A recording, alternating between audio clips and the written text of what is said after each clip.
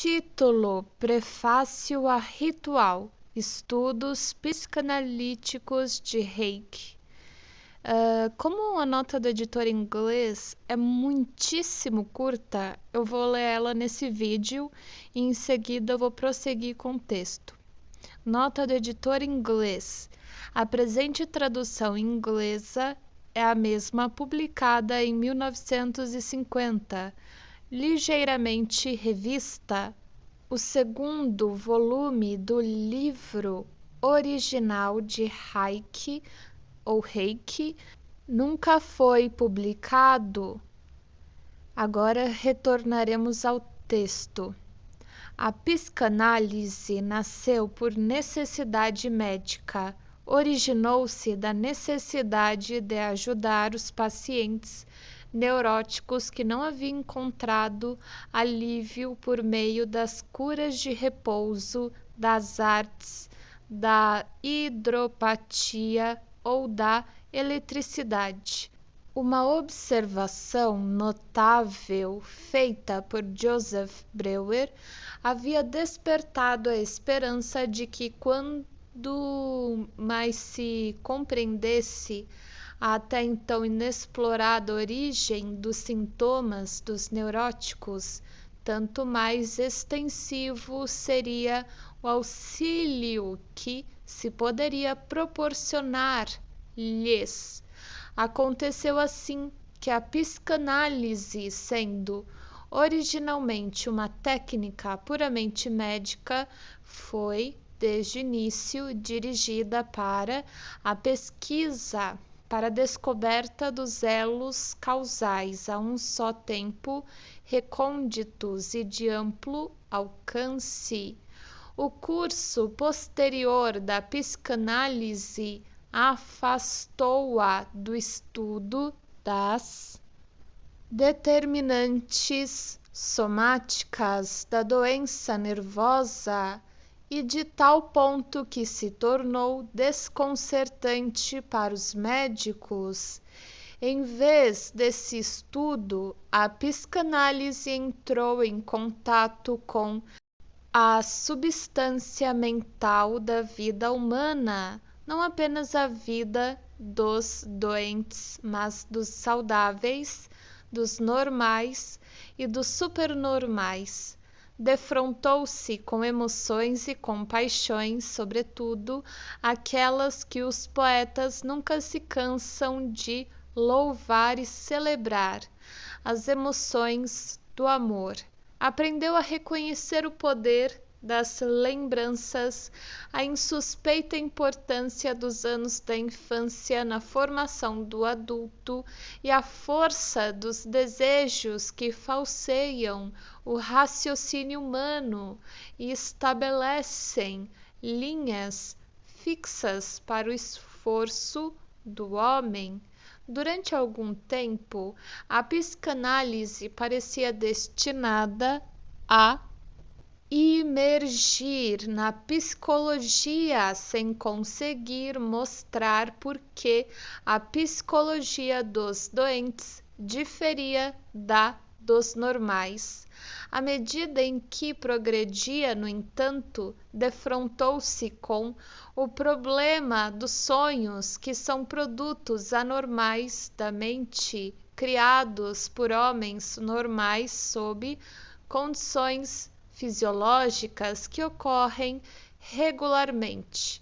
Quando a psicanálise revelou o problema dos sonhos, havia descoberto, nos processos psíquicos inconscientes, o solo comum no qual os mais altos e os mais baixos impulsos mentais têm suas raízes e do qual se originam as mais normais, como as mais mórbidas e estrambóticas criações mentais. O novo quadro das operações da mente começou a tornar-se cada vez mais claro e completo.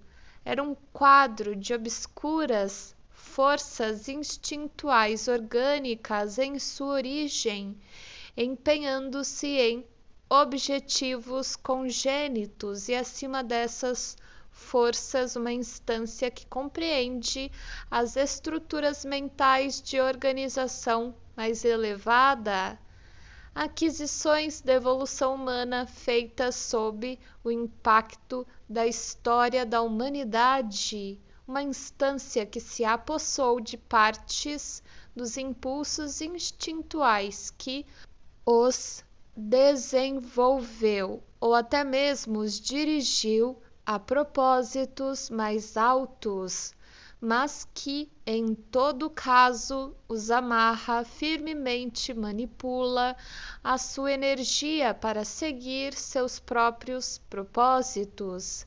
Essa organização mais elevada, contudo, que para nós é conhecida como o ego, rejeitou outra parte desses mesmos impulsos instintuais elementares como sendo inúteis por não poderem ajustar-se à unidade orgânica do indivíduo ou por se rebelarem contra os objetivos culturais do indivíduo. O ego não está em posição de exterminar essas forças mentais insubmissas, mas volta-lhes as costas, deixa-os permanecerem no nível psicológico mais baixo, defendendo-se das suas exigências ao erigir energicamente barreiras protetoras e antitéticas ou procurando entrar em acordo com elas por meio de satisfações substitutivas. Esses instintos que caíram vítimas da repressão, indomados e indestrutíveis, que ainda impedidos de qualquer espécie de atividade, junto com os meus primitivos representantes mentais, constituem o submundo mental, o núcleo do verdadeiro inconsciente, e estão prontos a afirmar suas exigências a qualquer momento e à força de qualquer maneira o caminho para a satisfação. A isto deve-se a instabilidade da orgulhosa superestrutura da mente, a emergência à noite de material proscrito e reprimido em forma de sonhos e a tendência a adquirir neuroses e psicoses tão logo a balança de poder entre o ego e o material reprimido mostre desvantagem para o primeiro. Essa pequena reflexão destinava-se a mostrar que seria impossível restringir à região dos sonhos e das doenças nervosas uma visão como esta da vida da mente humana. Se essa visão encontrou uma verdade, deve aplicar-se igualmente aos eventos mentais normais e, mesmo os mais elevados feitos do espírito humano, portam uma relação demonstrável com os fatores encontrados na patologia, com a repressão, com os esforços para dominar o inconsciente e com as possibilidades de satisfazer os instintos primitivos. Havia assim uma tentação irresistível e, de fato, um dever científico de aplicar às várias ciências mentais os métodos de pesquisa da psicanálise em regiões muito remotas do seu solo nativo. E, na verdade, o próprio trabalho psicanalítico com os pacientes apontava persistentemente na direção dessa nova tarefa, pois era óbvio que as formas assumidas pelas diferentes neuroses ecoavam as criações mais admiradas da nossa cultura. Desse modo, os histéricos são, indubitavelmente, artistas imaginativos, mesmo se de um modo geral, expressam as suas fantasias mimeticamente, sem considerar a sua inteligibilidade para outras pessoas. Os cerimoniais e proibições dos neuróticos obsessivos levam-nos a supor que eles criaram uma religião própria, particular, e os delírios dos paranoicos têm uma desagradável similaridade externa e um parentesco interno com os sistemas dos nossos filósofos. É impossível escapar à conclusão de que esses pacientes estão fazendo de forma associal tentativas para resolver seus conflitos e apaziguar suas necessidades prementes, tentativas que, quando levadas a cabo de uma maneira que é aceitável pela maioria, são conhecidas como poesia, religião e filosofia. Em 1913, Otto Rank e Hans Sachs, num trabalho extremamente interessante, juntaram os resultados conseguidos até então na aplicação da psicanálise às ciências mentais. Os ramos mais facilmente acessíveis dessas ciências parecem ser a mitologia e a história da literatura e da religião. Não se encontrou ainda a fórmula final que nos permite dar um lugar apropriado aos mitos nessa relação. Otto Rank, num grande volume sobre o complexo do incesto, 1912, apresentou evidência do surpreendente fato de que a escolha do tema, particularmente nas obras dramáticas, é determinada principalmente pelo âmbito do que a psicanálise denominou de complexo de Édipo. Elaborando esse tema com a maior variedade de modificações, distorções e disfarces, o dramaturgo procura ocupar-se das suas próprias e mais pessoais relações com esse tema emocional e, ao tentar dominar o complexo de Édipo, ou seja, a atitude emocional da pessoa em relação à sua família ou, em sentido mais restrito, em relação ao pai e à mãe, que o indivíduo neurótico chega ao pesar, sendo por esse motivo que aquele complexo forma habitualmente o núcleo da neurose, não se deve a sua importância a qualquer conjunção ininteligível. A ênfase colocada na relação dos filhos com os pais é a expressão de fatos biológicos de que os jovens da raça humana atravessam um longo período de dependência e só lentamente alcançam a maturidade, bem como de que a sua capacidade de amar submete-se a um intrincado curso de desenvolvimento. Por conseguinte, a superação do complexo de Édipo coincide com o modo mais eficiente de dominar a herança arcaica e animal da humanidade.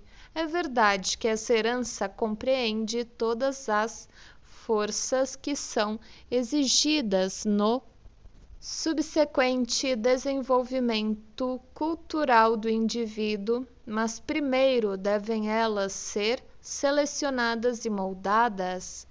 Esse legado arcaico não se ajusta à utilização em propósitos da vida social civilizada na forma em que é herdado pelo indivíduo.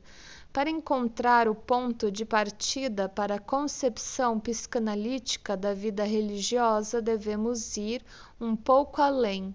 O que é hoje a herança do indivíduo foi, no passado, uma nova aquisição e passou de uma para outra por uma longa série de gerações. Assim também, o complexo de Édipo pode haver tido estádios de desenvolvimento e o estudo da pré-história pode habilitar-nos a rastreá-los. A investigação sugere que a vida da família humana assumia naqueles tempos remotos uma forma muito diferente da que conhecemos hoje, e essa ideia é apoiada por descobertas fundamentadas em observação de raças primitivas contemporâneas. Se o material pré-histórico e etnológico sobre esse assunto é trabalhado psicanaliticamente, chegamos a um resultado inesperadamente preciso, a saber, o de que Deus Pai já uma vez caminhou sobre a terra em forma corporal e exerceu a sua soberania como chefe tribal da horda humana primeva, até que os seus filhos se uniram para matá-lo. Ademais, surge daí que esse crime de liberação e as reações a ele tiveram como resultado o aparecimento dos primeiros laços sociais, das restrições morais básicas e da mais antiga forma de religião, o totemismo. As religiões posteriores, porém, têm também o mesmo conteúdo e, por um lado, preocupam-se em suprimir os vestígios daquele crime ou em expiá-lo, apresentando outras soluções para a luta entre pai e filhos, ao passo que, por outro lado, não podem evitar repetir uma vez mais a eliminação do pai. Consequentemente, um eco desse evento monstruoso que obscureceu todo o curso do desenvolvimento humano encontra-se também nos mitos. Essa hipótese, que se fundamenta nas observações de Robertson Smith, 1889, e foi desenvolvida por mim em Totem e Tabu, 1912 até 13, foi tomada por Theodor Hayek como base dos seus estudos sobre os problemas da psicologia da religião, dos quais é este o primeiro volume.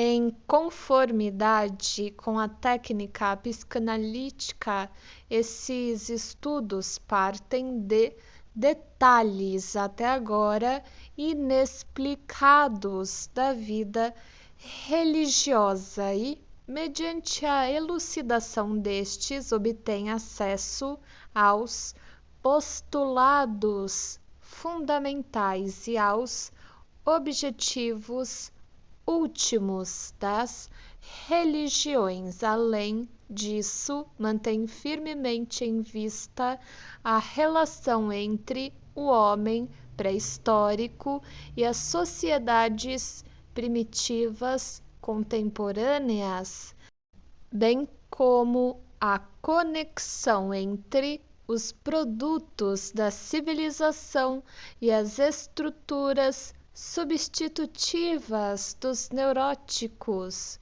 Para concluir, chamaria a atenção para a própria introdução do autor, expressando a minha crença de que o seu trabalho se recomendará por si aos especialistas no ramo de conhecimento de que trata.